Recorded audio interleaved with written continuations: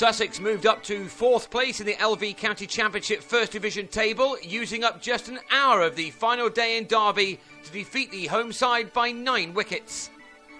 A defeat for Derbyshire was inevitable after they'd slumped to 189 for 7 on the penultimate evening, giving them a lead of only 11 runs. Richard Johnson added to that with a 4 off the second ball of the final morning.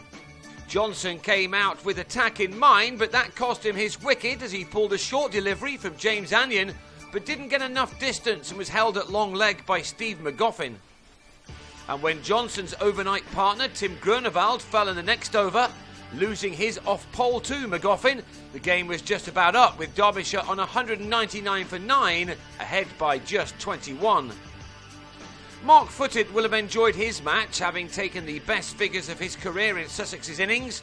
There was nothing he could do now, having been let down by those above him in the batting order, but he did have a bit of fun in the next 4.5 overs, as that slim lead was extended by a further 20 runs. Magoffin ensured that Footed didn't go on for too long, however. An inside edge was well taken by Ben Brown as Derbyshire were dismissed for 219 to leave Sussex a simple target of 42 to record their second win of the summer. Sides these days do not want to wait for too long to knock off such targets, and Luke Wells got the scoreboard moving immediately.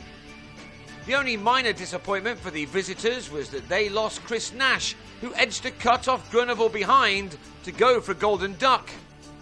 But the victory was still soon secured nonetheless. Michael Yardy's first innings 153 had been the catalyst for his side's success. Sussex at one point looked as if they might even trail on first innings until Yardy joined forces with Chris Jordan.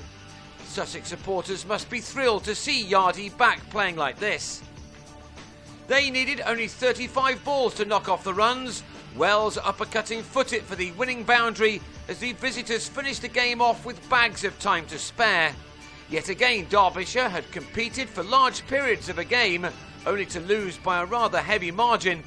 For them, this was a 4th successive defeat, and their return to the top flight is already beginning to look like a difficult one. They claimed 4 points for their efforts here, which leaves them a dozen adrift of both Surrey and Somerset, certainly not far enough away to think that they can't realistically stay up this year.